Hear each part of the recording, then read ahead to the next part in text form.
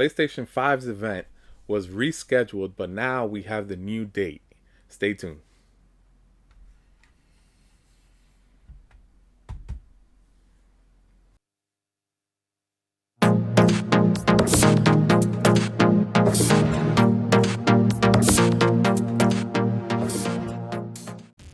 Hey guys, I'm Jay Bourbon. Welcome back. For those of you that are new, if you enjoyed my content, please share this video with a buddy or two. It really helps us out, especially since we're a growing channel. Sony has rescheduled their conference. Initially, it was supposed to be last week, June 4th, but now the new date is June 11th at 1 p.m. Pacific, 4 p.m. Eastern. Sony posted a blog. I'll have links in the description in case you want to go check it out yourself. But a couple things from this blog really stand out. According to the blog, Sony states, "We need to step aside so that key voices can be heard during this historic and important time." So in the blog post, they also state that you should watch this conference with headphones. Could this be the 3D audio that we've been hearing so much way back from Mark Cerny's presentation? We heard him. He spent quite a significant amount of time speaking about the 3D audio. So could this be some sort of preview to 3D audio? Maybe. I'm not so sure. I'm not convinced because it's going to be streamed over YouTube and Twitch at 1080p, 60 FPS, and then compressed audio most likely. So sure, it's a good chance that we'll get 3D audio, but most likely it's going to be totally different and less immersive than the actual 3D audio.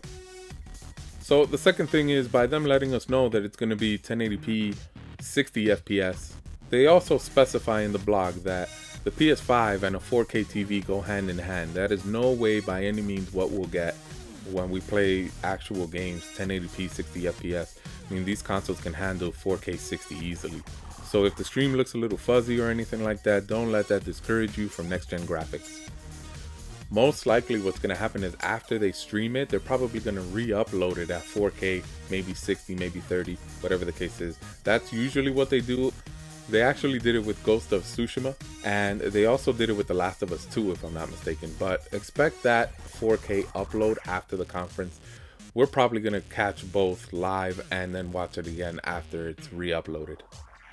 So what are we expecting from this conference? According to the blog, Sony is set to unveil anything from large AAA developers to smaller indie publishers. Could they show us anything that was leaked from the PlayStation magazine? I made a video about that recently. I'll link it right above. You guys can go check that out. So by AAA developers, do they mean first-party studios? Most likely not. There's a good chance that we'll get a couple of those. But if it's anything like the list that's from the 38 games that were leaked, I don't think any of those, actually 2 of those were exclusives. So maybe we'll get some more details on those. But otherwise, I'm not sure that they're going to give us any of those first-party studios. Most likely a lot of the AAA studios and their games. So what about the console itself? I am dying to see what that thing looks like. I want to see the actual form factor of this. I've heard all kinds of crazy rumors that the thing is larger than the Xbox One X. I heard that it's smaller, it's square, it's similar shape to the Series X. It's a lot of unanswered questions, and we really want to know what it looks like. Another thing that I really want to know about is the cooling. How is Sony cooling this device? We've all seen the development kit, how it has that V shape, and within that V shape is the air vents and the fan, how it distributes the heat out. And we've even seen patents that back this up. So I'm wondering if that PlayStation 5 development kit, if that's closer to the true form factor or if it's completely going to be different. Is it going to use 2 fans or 1 like the Series X does? How is it going to cool this thing? Because that's a major issue. When you look at previous consoles like the PlayStation 4 Pro, that thing sounds like it's a rocket ship about to take off. Even if I'm playing something simple like NBA 2K. Sounds like I'm shooting a free throw at a launch pad. So is Sony going to show us the console form factor? Well, I hope they do, but I really don't think that they will. There are rumors out there that they're holding the console and its appearance for a July event after Xbox has their event in July. So aside from the expectations, let's talk about what we want. Before we get there, we need to talk about what we already have. We already have the console specifications. You can look that up. It's part of Mark Cerny's presentation for those of you that stayed awake. We also have the Dualsense Controller. We know what that looks like. We know a lot of details of it. Maybe there's more that we don't know. Not sure there. Hopefully they'll reveal some more details about the controller. But even still, we know what it looks like. So what else do we want? Well, for one, I want to know the price. How much is this thing gonna cost? Right now, it seems like they are waiting for Xbox to reveal their price. Xbox is waiting for Sony to reveal their price. They're both playing a game of chicken to see who comes out with the price first, and then the other can undercut the other. That seems to be what's going on. But eventually, one of them is gonna have to go first. Second, when is this thing coming out? What is the release date? We obviously know it's coming in fall 2020, later this year, but fall, what does that mean? Is it going to come out in October? Maybe surprise the competition with an early release, or maybe it's not ready and maybe it needs to be pushed back to December, understandably so with everything that's happening in the world. Or is it set to launch in November, which is when historically each of these consoles have launched?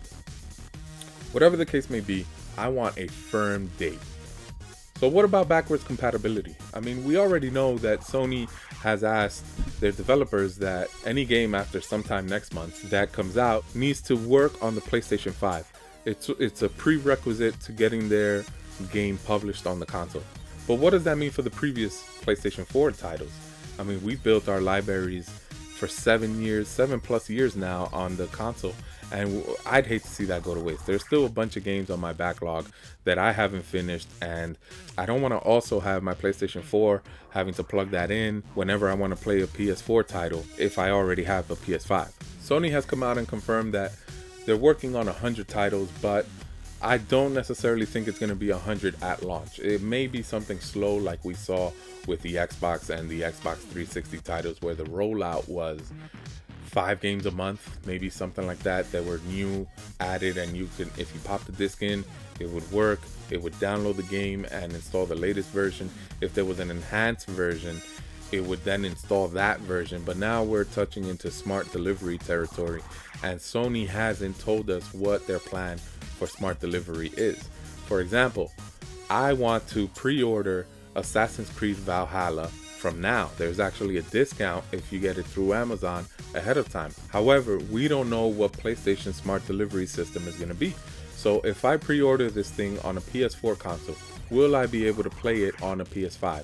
Or will I have to purchase a PlayStation 5 version? Because if that's the case, I would much rather get it on the Series X, which we already know has confirmed smart delivery. So if I get the Xbox One version, I already know that when I get my Xbox Series X, the Xbox Series X version will be available day one. So just to clarify, I personally, this is my own preference, I enjoy playing action adventures, RPGs, those type of games on a PlayStation, whereas on the Xbox, I prefer to play shooters and racers. I just think the controllers of each are more suited for those things. That's just my preference. This is why I'm waiting for PlayStation to let us know what they're going to do in terms of smart delivery, because if they're not planning on doing anything, I'm not going to buy the game twice. I would much rather purchase it on the Xbox Series X and know that I'm going to have the next gen version available to me for the same price of buying it just once. So what else do we want to see? We want to see the load times on this thing. Sony's new SSD is almost twice the speed of the Xbox Series X. And we've already seen what the Xbox Series X can do when it comes to switching between games. Austin Evans was lucky enough to get invited to Microsoft headquarters, and he got to see and play and touch with the Xbox Series X, and there he even demonstrated to us how you can switch between games almost seamlessly. So let's say PlayStation has this feature, which again, we don't know about for sure, but let's say that they do. With this SSD, you might be able to load things faster. It only took about 4 seconds to switch in between games, so maybe it takes 2 on the PlayStation. Either way, I'd like to see a demo. And also, I'd like to know if you can switch games so seamlessly like you could on the Xbox. So where can you watch this thing? You can watch it on YouTube, on PlayStation's official page. Also, you can watch it on Twitch, PlayStation's official page. Whichever you choose, I'll have links in the description to both. in case you want to bookmark that. On our Instagram page, I'm going to put a countdown to the event, so make sure to follow us there.